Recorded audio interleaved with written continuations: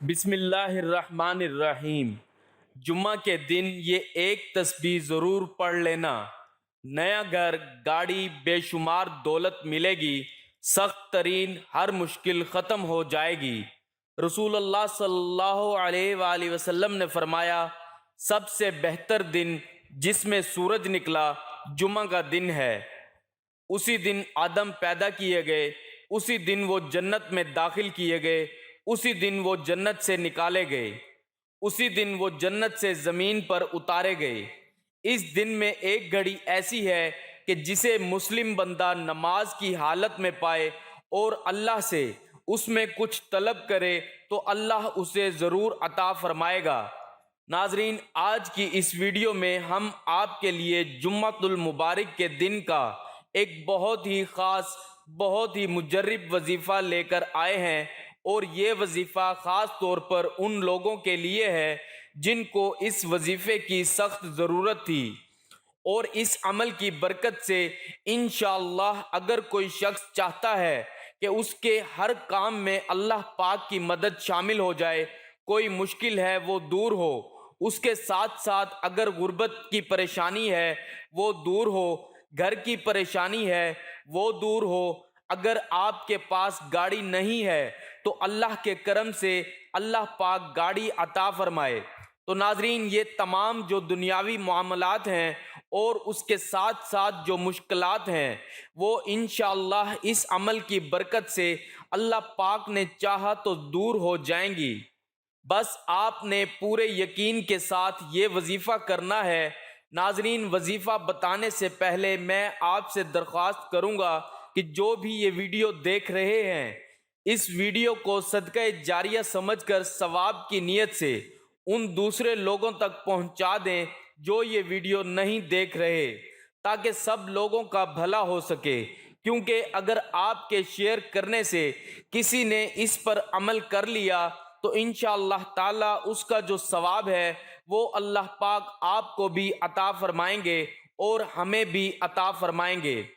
ناظرین، یہ وظیفہ آپ نے جمعۃ المبارک کے دن کسی بھی نماز کے بعد کرنا ہے۔ تو ناظرین، اب وظیفے کے طریقہ کار جان لیجئے۔ آپ نے کرنا کچھ اس طرح سے ہے کہ جمعۃ المبارک کے دن کسی بھی نماز کے بعد، چاہے فجر کی، ظہر کی، عصر کی، یعنی کسی بھی نماز کے بعد آپ یہ عمل کر سکتے ہیں، لیکن عصر کا وقت زیادہ بہتر ہے، کیونکہ عصر کا وقت قبولیت کا ہوتا ہے۔ جابر بن عبداللہ رضی اللہ تعالی عنہ رسول اللہ صلی اللہ علیہ وآلہ وسلم سے بیان کرتے ہیں کہ آپ نے فرمایا، جمعہ کا دن 12 پہر گھڑیوں پر مشتمل ہے، ان میں سے ایک لمحہ ایسا ہے جس میں کوئی مسلمان اللہ تعالیٰ سے کچھ بھی مانگے تو اللہ تعالیٰ اسے وہی عطا فرما دیتا ہے۔ تم اس جمعہ کے دن عصر کے بعد آخری لمحہ میں تلاش کرو، اور آپ نے بس ایک ہی دن یہ عمل کرنا ہے۔ آپ نے کسی بھی نماز کے بعد باوضو ہو کر بیٹھ جانا ہے، کیونکہ جب آپ نماز ادا کریں گے تو آپ ویسے ہی باوضو ہوں گے، اس لیے آپ نماز کے بعد یہ عمل کریں، اس لیے آپ نماز کے بعد ہی عمل کریں تو زیادہ بہتر ہے۔ نماز پڑھنے کے بعد آپ نے قبلہ رخ ہو کر بیٹھ جانا ہے، اور آپ نے ایک وظیفے والا ماحول بنانا ہے، یعنی وظیفے والے ماحول سے مراد یہ ہے کہ آپ نے قبلہ رخ بیٹھ جانا ہے۔ وظیفہ آپ نے جب شروع کرنا ہے تو آپ نے اول و آخر 3 بار درود ابراہیمی پڑھ لینا ہے، اور درود ابراہیمی وہ جو ہم نماز میں پڑھتے ہیں آپ نے وہی والا پڑھنا ہے، اور میرے ساتھ مل کر ایک مرتبہ درود پاک پڑھ لیں، کیونکہ اس درود پاک کی برکت سے انشاءاللہ تعالی ہمارے تمام مسائل حل ہو جائیں گے۔ اس درود پاک کی برکت سے ہی انشاءاللہ تعالی ہمارا دنیا اور آخرت دونوں میں فائدہ ہو جائے گا۔ تو ناظرین، میرے ساتھ مل کر ایک مرتبہ ضرور درود پاک پڑھ لیں۔ بسم اللہ الرحمن الرحیم۔ اللہم صلی علی محمد وعلی آل محمد کما صلیت علی ابراہیم وعلی آل ابراہیم انک حمید مجید۔ اللهم بارك على محمد وعلى آل محمد كما باركت على إبراهيم وعلى آل إبراهيم إنك حميد مجيد۔ ناظرین، درود پاک پڑھنے کے بعد آپ نے 100 مرتبہ تیسرا کلمہ پڑھ لینا ہے، سبحان اللہ والحمد للہ ولا الہ الا اللہ واللہ اکبر ولا حول ولا قوة الا باللہ العلی العظیم۔ ترجمہ: پاک ہے اللہ تعالی، تمام تعریف اللہ جل شانہ کے لیے ہے، اس کے سوا کوئی معبود برحق نہیں ہے۔ اللہ تعالی سب سے بڑا ہے، گناہوں سے بچنے کی طاقت اور نیک کام کرنے کی قوت اللہ تعالی کی طرف سے ہے جو بلند اور عظمت والا ہے۔ ناظرین، یہ تیسرا کلمہ، یہ جو ابھی میں نے پڑھا ہے ترجمے کے ساتھ، یہ آپ نے وظیفے میں ترجمے کے بغیر 100 مرتبہ پڑھ لینا ہے۔ آپ نے ترجمہ نہیں پڑھنا، اور پھر اس کے بعد آپ نے 21 مرتبہ آیت الکرسی پڑھنی ہے۔ اور اگر آپ کو آیت الکرسی نہیں آتی تو آپ سے گزارش ہے کہ آپ آیت الکرسی کو کہیں سے دیکھ کر بھی پڑھ سکتے ہیں۔ اگر آپ کو زبانی نہیں یاد تو آپ نیٹ سے سرچ کر کے موبائل سامنے رکھ کر بھی پڑھ سکتے ہیں، جس طرح آپ کو آسان لگے۔ تو 21 مرتبہ جب آپ آیت الکرسی پڑھ لیں تو اس کے بعد آپ نے پھر سے 3 مرتبہ درود پاک پڑھ لینا ہے، جیسا کہ آپ نے شروع میں پڑھا تھا۔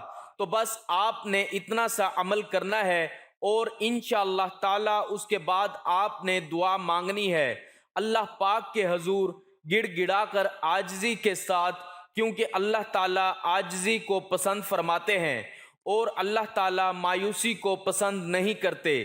تو اسی لیے آپ نے عاجزی کے ساتھ دعا مانگنی ہے۔ بے شک ہم بہت ہی گناہ گار ہیں، لیکن آپ نے مایوس نہیں ہونا، کیونکہ اللہ پاک کو مایوسی پسند نہیں ہے۔ اپنے گناہوں کو دیکھ کر آپ نے مایوس نہیں ہونا، اور آپ نے اللہ پاک کے حضور اللہ کی رحمت طلب کرنی ہے، اللہ سے برکت اور رحمت مانگنی ہے۔ تو انشاءاللہ اس عمل کے کرنے کے بعد آپ جو بھی دعائیں مانگیں گے، کسی بھی مقصد کے لیے آپ اپنی دعا مانگیں گے تو وہ انشاءاللہ ضرور قبول ہوگی، کیونکہ اللہ پاک کے حضور کوئی بھی واپس خالی ہاتھ نہیں لوٹتا۔ اللہ پاک سارے جہاں کا مالک و خالق ہے، آسمان و زمین میں اس کی حکومت قائم ہے، اس کی مرضی کے بنا ایک معمولی سا پتا بھی حرکت نہیں کرتا۔ اللہ وہی ہے جو مصیبت میں فریاد کرنے والے کی فریاد کو سنتا ہے۔ اللہ قرآن میں خود فرماتا ہے کہ کون ہے جو پریشان حال کی پکار کو سنتا ہے اور پریشانی کو دور کرتا ہے۔ بلا شبہ وہ اللہ کی ذات ہے، بارگاہ الہی میں کوئی دعا رد نہیں کی جاتی۔ اگر آداب دعا کی رعایت کر کے دربار خداوندی میں فریاد لگائی جائے، اللہ نے خود فرما دیا، میں دعا کرنے والوں کی دعا کو قبول کرتا ہوں جب مجھے پکارتا ہے۔ البقرہ۔ دعا ہماری عبادت کا مغز ہوتا ہے، تو آپ نے جب دعا مانگنی ہے تو آپ نے اس یقین کے ساتھ مانگنی ہے کہ میری جو دعا ہے وہ اللہ تعالیٰ سن رہے ہیں، اور اللہ تعالیٰ نے قبول فرمانی ہے، اور لازمی قبول فرمانی ہے۔ جب آپ کے ذہن میں یہ خیال ہوگا کہ میری دعا کبھی بھی رد نہیں ہوگی، تو وہ انشاءاللہ تعالیٰ کبھی بھی رد نہیں ہوگی۔ تو ناظرین، یہ عمل تھا جو میں نے آپ کو بتانا تھا، جو آپ نے جمعۃ المبارک کے دن کرنا ہے، اور یہ ایک ہی جمعہ کو آپ نے کرنا ہے، اور آپ اس عمل کو ہر جائز مقصد کے لیے کر سکتے ہیں، اور آپ کو اس عمل کی بالکل عام اجازت ہے، آپ کو کسی سے اجازت لینے کی کوئی ضرورت نہیں ہے۔ دعا ہے کہ جو لوگ اس عمل کو کریں، اللہ پاک سب کی مشکلات دور فرمائے، اور اللہ پاک ہم سب کو اپنی حفاظت میں رکھے، آمین۔